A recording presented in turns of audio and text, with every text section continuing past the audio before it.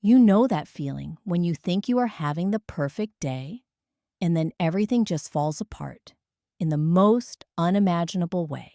That was me on what should have been the most beautiful day for our family.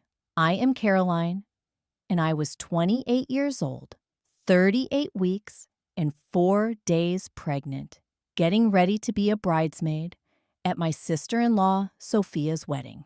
My mother-in-law, Dorothy, had been planning every single detail for 6 months. I thought this would be the most magical day ever. I had no idea that just 1 hour before the ceremony, my entire world would completely turn upside down with a decision so cruel that nobody could have ever seen it coming. Before I share what happened that day, that still gives me chills, I would love to know where you are tuning in from. Please smash that like button and subscribe if you enjoy real-life stories. What happened next will shock you as much as it shocked me. I woke up that Saturday morning at 5:30 a.m.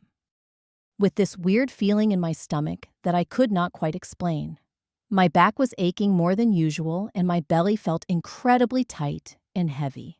I thought it was just because our little girl was getting ready to make her appearance soon, but my due date was still 2 weeks away. I had been having some mild cramping for the past few days, but Doctor Martinez had told me that was completely normal for someone so close to their due date. I slowly got out of bed and walked over to my closet where my beautiful, dusty rose bridesmaid dress was hanging.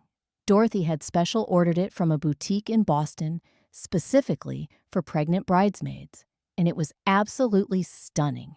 The fabric was this gorgeous flowing chiffon that would hide my bump perfectly while still making me feel elegant and beautiful. I had been so excited to wear it and be part of Sophia's special day. My husband David had already left at 6 a.m. to head over to the venue with all the other groomsmen. They were in charge of setting up the sound system, arranging the chairs, and making sure everything was perfect for the outdoor ceremony. David had been working so hard to make sure his little sister's wedding would be absolutely flawless, and I could tell how much this day meant to him. At 7 a.m., the makeup artist arrived at our house. She was this sweet woman named Jennifer, who had done weddings for some of Dorothy's friends before. She worked on my face for about an hour, creating this beautiful, natural look that made my skin glow and my eyes pop. I felt like a princess, getting ready for a royal ball. The whole time she was working, I kept feeling these little twinges in my lower back, but I just assumed it was from sitting in the makeup chair for so long. Around 8:15, I started getting dressed. The bridesmaid dress fit perfectly, even with my big belly. I looked in the mirror and smiled at my reflection. This was exactly how I had imagined I would look as a pregnant bridesmaid. I grabbed my clutch, made sure I had my phone, and headed out to Dorothy's house, where all the girls were getting ready together. I called Dr. Martinez on my way there because the cramping was getting a little bit stronger, and I wanted to make sure everything was okay. His nurse told me that mild cramping and back pain were completely normal at this stage of pregnancy, especially with all the excitement and stress of a big event. She said as long as the pain was not severe and I was not having regular contractions, I should be fine to enjoy the wedding. When I arrived at Dorothy's house at 8:30 a.m., I could immediately tell that the stress level was through the roof. Dorothy was running around like a woman possessed, barking orders at everyone and checking items off her massive to-do list. She had been planning this wedding for so long that I think she had convinced herself that absolutely nothing could go wrong. The florist had arrived 30 minutes late, which already had Dorothy in a panic. She was standing in the kitchen, tapping her foot impatiently, while the poor flower guy tried to explain that there had been a traffic accident on the highway. Then the photographer showed up and immediately started arguing with Dorothy about the best angles for pictures and whether the lighting in the living room would work for the getting ready photos.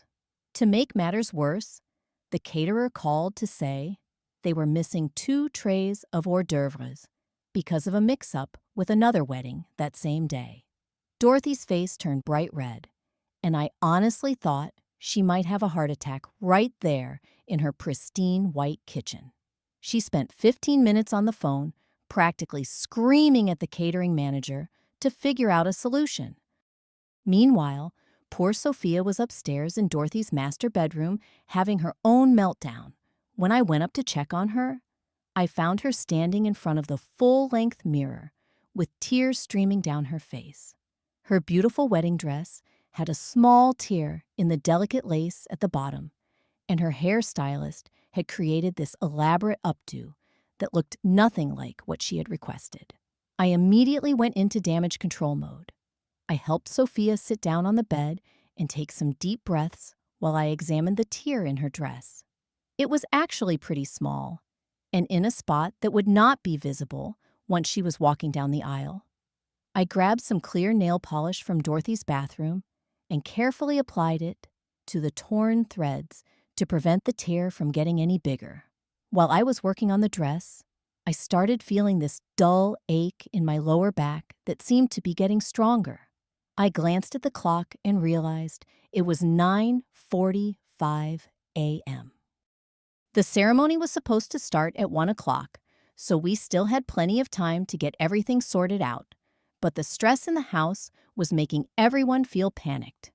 I helped Sophia redo her makeup, where the tears had smudged her mascara, and then I worked with the hairstylist to create a simpler, more romantic style that actually looked much better than the original complicated updo. Within 30 minutes, Sophia was looking absolutely radiant again, and her confidence was coming back. That was when the first real contraction hit me at 10:20 a.m. I was helping Sophia step into her dress when this intense pain started in my lower back and wrapped around to my belly like a tight belt. It was so strong that I had to grab onto the bedpost to steady myself. The pain lasted for about 30 seconds and then completely disappeared. I tried to convince myself that it was just another one of those practice contractions that I had been having for weeks. But something about this one felt different. It felt more purposeful, more intense than anything I had experienced before. I decided to time the next one to see if there was any kind of pattern developing. Sure enough, exactly 8 minutes later, another contraction hit me with the same intensity. This time, I was adjusting the buttons on the back of Sophia's dress, and I had to stop what I was doing and breathe through it. Sophia noticed that something was wrong and asked if I was feeling okay. I just smiled and told her I was fine, that the baby was just being active. But then, at 10:50 a.m., while I was helping Sophia put on her pearl necklace, the most intense pain I had ever felt in my life shot through my body. At the exact same moment, I felt a warm gush of water between my legs, and I knew immediately that my water had just broken. The beautiful dusty rose bridesmaid dress was completely soaked, and I was standing in a puddle on Dorothy's pristine white carpet. I looked down in shock and then looked up at Sophia, who was staring at me with wide eyes. I knew without a doubt that I was in labor and this baby was coming whether we were ready or not. My first instinct was to call David, but when I dialed his number, it went straight to voicemail. He had probably left his phone in the car while he was setting up chairs and testing microphones. I tried calling Doctor Martinez next, but I could barely get a signal in Dorothy's basement guest room where we were getting ready. The thick stone walls of her old house seemed to block cell phone reception completely. I was starting to panic because I knew I needed to get to the hospital right away, but I could not reach anyone who could help me. That was when Dorothy walked into the room to check on our progress. She took one look at the wet carpet, saw my distressed face, and immediately demanded to know what was happening. I took a deep breath and told her the truth. I was in labor, my water had broken, and I needed to get to the hospital immediately. The expression on Dorothy's face when I told her I was in labor is something I will never forget for as long as I live. Her skin went completely white, and then her eyes filled with this wild, frantic look that honestly scared me. Instead of jumping into action to help me get to the hospital, she actually took a step backward and shook her head like she was refusing to accept what I had just told her. "Absolutely not!" she shouted loud enough that I was sure everyone in the house could hear her. "Today is Sophia's day. You cannot ruin this!" Her voice was shaking with anger, and she was pointing her finger at me like I had done something terrible on purpose. I could not believe what I was hearing. This was not something I could control or postpone. This was nature taking its course. I tried to explain to her that I did not have a choice in the matter. When a baby decides to come, there is no way to stop it or delay it.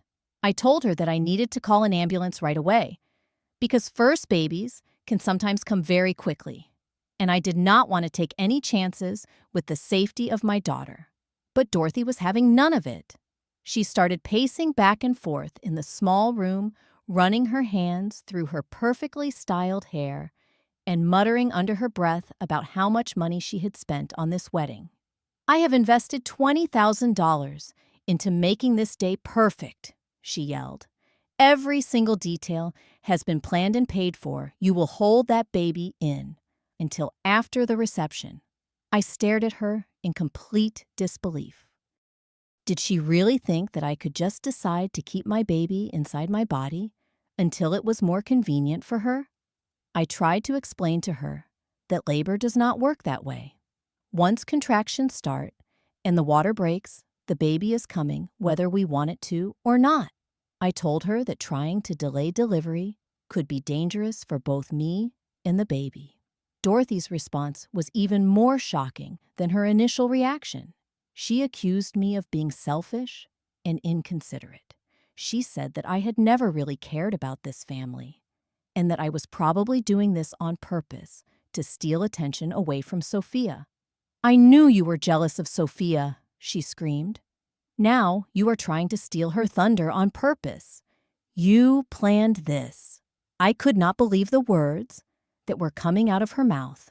How could anyone think that a woman would choose to go into premature labor just to ruin a wedding?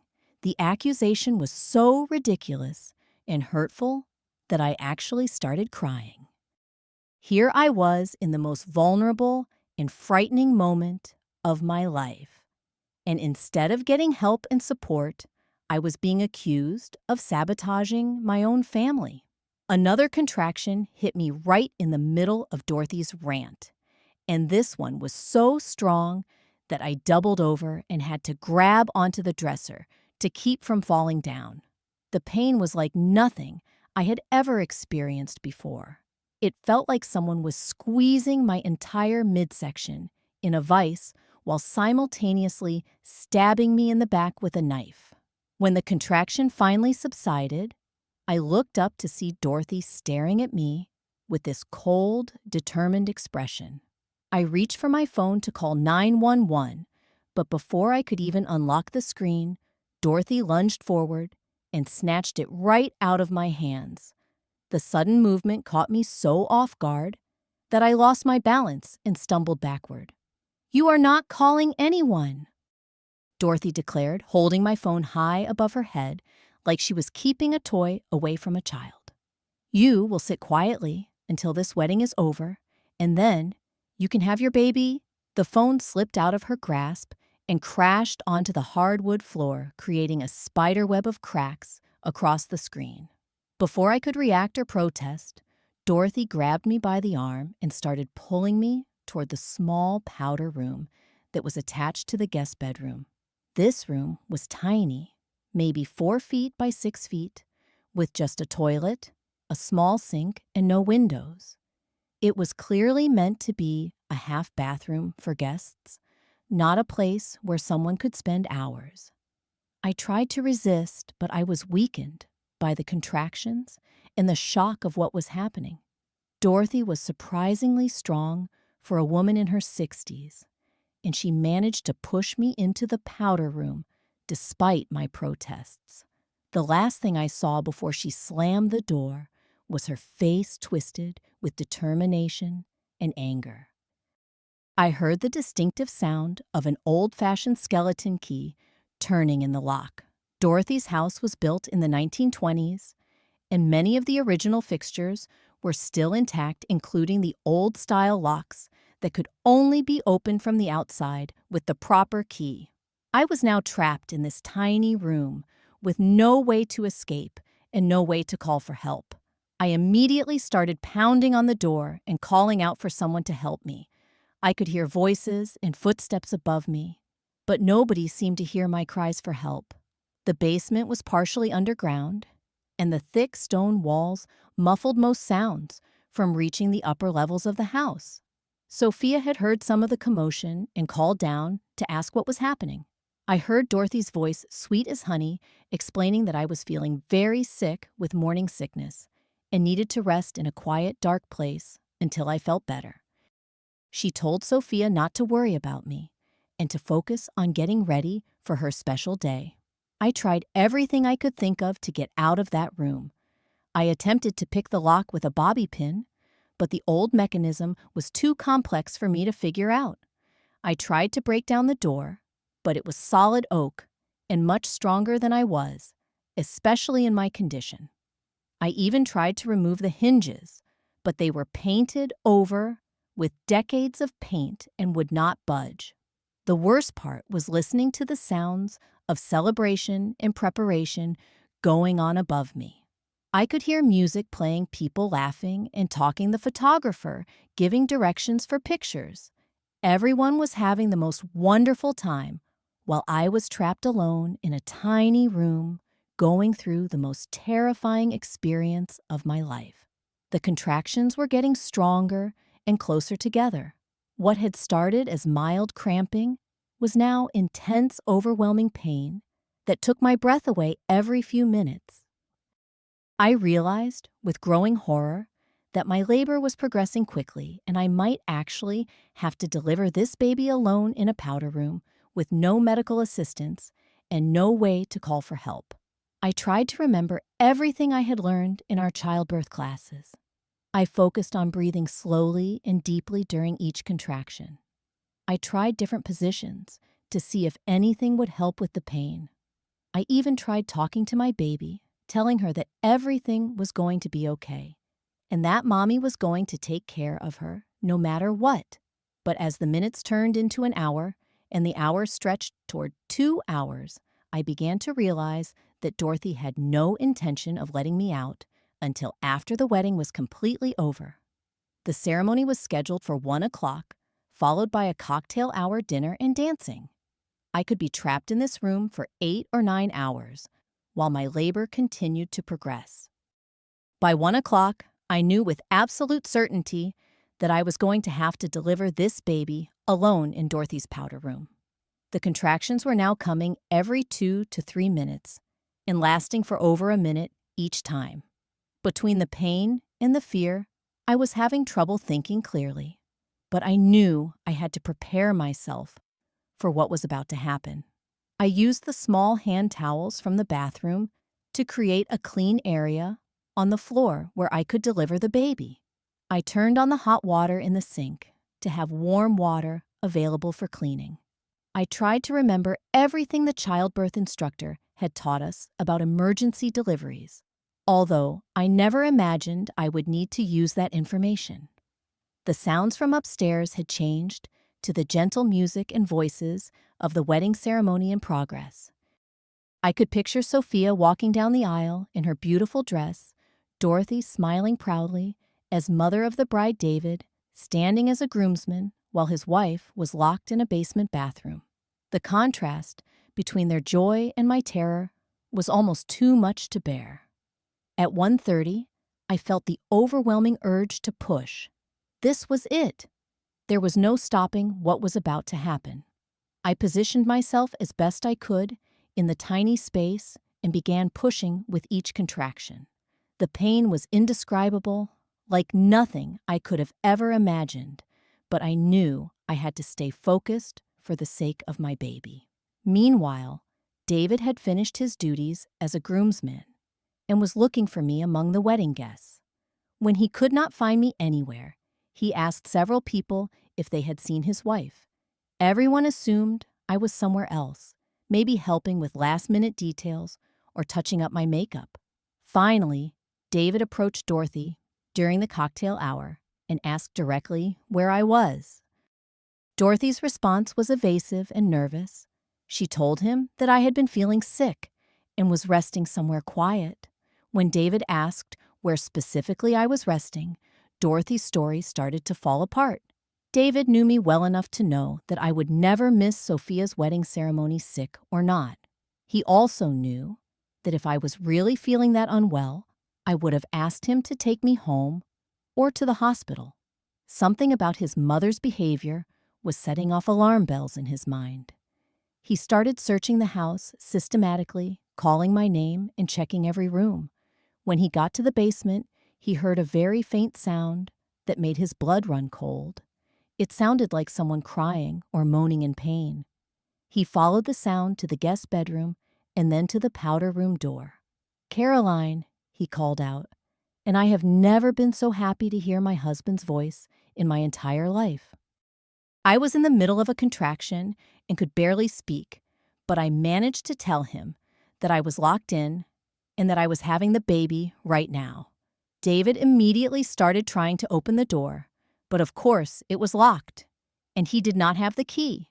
He ran upstairs to find his mother and demanded that she give him the key immediately. Dorothy tried to make excuses and delay, but David was having none of it. His voice was louder and more angry than I had ever heard it as he told her that his wife was in labor and needed help right now. When Dorothy continued to hesitate and make excuses about the perfect wedding, David lost his temper completely. He told her that if she did not produce the key in the next 30 seconds, he was going to call the police and have her arrested for false imprisonment. The threat of legal consequences finally motivated Dorothy to hand over the old skeleton key. David raced back downstairs and unlocked the door just as I was delivering our daughter's head. The sight that greeted him was something no husband should ever have to see. I was crouched on the floor of a tiny bathroom, covered in blood and sweat, holding our newborn baby girl, who had just taken her first breath. Our daughter was perfect. 6 pounds, 11 ounces of beautiful, healthy baby girl. She was crying lustily, which the childbirth instructor had told us was a very good sign. But I was not doing as well. I was bleeding much more than seemed normal, and I was feeling dizzy and weak. David immediately called 911 while supporting both me and the baby. The paramedics arrived 12 minutes later, which felt like a lifetime. They quickly assessed both me and the baby and determined that we both needed immediate medical attention. My blood pressure was dropping dangerously low, and there were signs that I was hemorrhaging internally. The paramedics worked quickly to stabilize me for transport to the hospital. They got an IV, started to replace fluids, and gave me medication to help control the bleeding. Our baby girl was breathing well and had good color, but because she was 2 weeks premature and had been born in less than ideal conditions, they wanted to have her evaluated at the hospital as well. The ambulance ride to St. Mary's Hospital was a blur of sirens, medical equipment, and worried voices. I drifted in and out of consciousness while David held my hand and the paramedics monitored my vital signs. I remember thinking that if I died, at least my daughter was safe and in good hands. At the hospital, things moved very quickly. I was rushed into surgery for an emergency procedure to stop the bleeding. The doctors later told me that I had suffered a severe postpartum hemorrhage that could have been fatal if I had not received medical attention when I did. The stress of delivering alone combined with the extended labor had caused complications that required immediate surgical intervention. Our daughter was taken to the neonatal intensive care unit for observation. Although she was healthy overall, the doctors wanted to monitor her for a few days to make sure there were no complications from her dramatic entrance into the world. They were amazed that a baby born under such circumstances was in such good condition. I woke up 8 hours later in the intensive care unit, connected to various machines and IV lines. David was sitting in a chair next to my bed, looking exhausted and worried. When he saw that I was awake, his face lit up with relief, and he immediately started telling me how sorry he was that he had not been there to protect me. The doctors explained to us how serious my condition had been. If David had not found me when he did, if the paramedics had arrived even 30 minutes later, I might not have survived. The combination of blood loss, dehydration, and shock had brought me very close to death. It was sobering to realize how different this story could have ended. They also told us that our daughter was doing beautifully in the NICU. She was breathing on her own feeding well and showing no signs of distress from her unusual birth. The doctor said she would probably be able to come home with us in just a few days, which was wonderful news. During those first hours in the hospital, David told me what had happened after the ambulance took us away. Sophia's wedding had been canceled, and all the guests had been sent home with confused and concerned expressions. The beautiful reception that Dorothy had planned so carefully never happened. Instead of celebrating love and family, the day had ended with police cars, ambulances, and a family torn apart by one woman's selfish decisions. The next morning, Dorothy showed up at the hospital, carrying a bouquet of flowers and wearing an expression of desperate remorse. She had obviously been crying for hours, and she looked like she had aged 10 years overnight. When she walked into my hospital room, the first words out of her mouth were a frantic apology. "Caroline, I am so sorry. I never meant for this to happen," she said, her voice shaking with emotion. She set the flowers on the bedside table and sat down in the chair that David had vacated when he went to check on our daughter in the NICU. "I just got so caught up in making everything perfect for Sophia. I panicked when you said you were in labor. I know what I did was wrong, but you have to believe that I never intended for you or the baby to get hurt." I looked at this woman who had been my mother-in-law for 3 years, who had welcomed me into the family with open arms when David and I got married. The Dorothy sitting beside my hospital bed seemed like a completely different person from the woman who had raised my husband and who had always been kind and generous to me before this incident. She continued her apology, explaining that she had spent so much time and money planning Sophia's wedding that the thought of anything going wrong had made her panic. She said she knew that babies came when they were ready and that labor could not be postponed. But in the moment, she had convinced herself that somehow I could just wait a few more hours. "I never thought you would actually give birth in that room," she said, as if that somehow made her actions less serious. "I thought maybe the contractions would slow down, or maybe it was false labor. I have never been around anyone who went into labor before. I did not understand how quickly things could progress." Dorothy then got to the real reason for her visit. She begged me not to press charges against her or to involve the police in what had happened.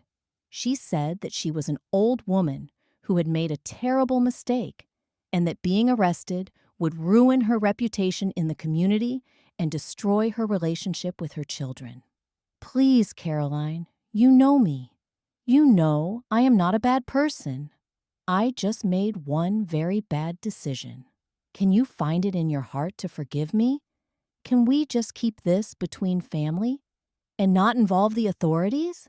Her voice was pleading, and I could see genuine fear in her eyes. I felt a mixture of emotions listening to her plea. Part of me was still angry about what she had done and how close I had come to dying because of her actions. Another part of me felt sorry for her because I could see how much she was suffering with guilt and regret. But the strongest emotion I felt was a protective instinct toward my daughter and any future grandchildren who might be at risk if Dorothy never faced real consequences for her behavior. Before I could respond to Dorothy's request, David walked back into the room. He had been updating his sister Sophia and the rest of the family about what had happened, and I could tell from his expression that he was still furious with his mother. When he saw Dorothy sitting beside my bed, his jaw tightened and his hands clenched into fists. Dorothy started to repeat her apology to David, but he held up his hand to stop her. "Mom, I do not want to hear any more excuses or explanations," he said in a voice that was calm but ice cold. "What you did was criminal. You locked my pregnant wife in a bathroom and nearly killed her and our baby. No amount of apologizing is going to change that." Dorothy's face went even paler when she heard the word criminal. I think until that moment, she had been hoping that David would be on her side and would help convince me to keep quiet about what had happened. She had probably expected him to be angry, but ultimately forgiving the way he had been about her other controlling behaviors over the years. David sat down on the edge of my hospital bed and took my hand before continuing to address his mother. "Caroline and I have made some decisions about how we are going to handle this situation and how we are going to protect our family going forward." He paused for a moment, looking directly into Dorothy's eyes. "First, we are moving to Seattle to be near Caroline's sister, Sarah. We have already started looking for jobs there, and we plan to be relocated within the next 2 months." Dorothy gasped and started to protest, but David continued speaking without acknowledging her interruption. "Second, we are filing a police report about what happened yesterday. We have already spoken with Detective Williams, and he will be by later today to take our statements. The district attorney will decide what charges to file." The color completely drained from Dorothy's face. Her hands started shaking, and she gripped the arms of her chair like she might faint. "David, you cannot do this to me. I am your mother. This will destroy me." But David was not finished. "Third, we are getting a restraining order that will prevent you from coming near Caroline, our daughter, or any future children we might have. You will not see your granddaughter until you get professional help for whatever caused you to think that your actions were acceptable." Dorothy started crying harder, begging David to reconsider and asking how he could treat his own mother this way. But David remained firm in his resolve. "And finally, we have already consulted with Attorney Johnson about filing civil charges for reckless endangerment and false imprisonment. You put my family in danger, and there have to be consequences." I watched this exchange between David and his mother with mixed feelings. I was proud of my husband for standing up for me and our daughter, but I also felt sad that it had come to this. Dorothy had been such an important part of our lives before this incident, and now our family was being torn apart. Over the next few days, while I recovered in the hospital and our daughter grew stronger in the NICU, David and I had many long conversations about what we wanted our future to look like. We both agreed that we could not continue to live near Dorothy and pretend that nothing had happened. The trust had been broken in a way that might never be fully repaired. 3 months later, David and I had settled into our new life in Seattle. Our daughter Madison was thriving, hitting all her developmental milestones and bringing joy to our lives every single day. I had recovered physically from the traumatic birth, but I was still dealing with some emotional effects. I had started seeing a therapist who specialized in trauma, and she was helping me process what had happened and move forward. Dorothy had eventually pleaded guilty to charges of false imprisonment and reckless endangerment, She was sentenced to 200 hours of community service and mandatory anger management counseling. The judge had been sympathetic to her age and her previously clean record, but he also made it clear that her actions could have had fatal consequences. As part of her sentence, Dorothy was required to write a letter of apology to me and to complete a parenting class focused on appropriate boundaries with adult children.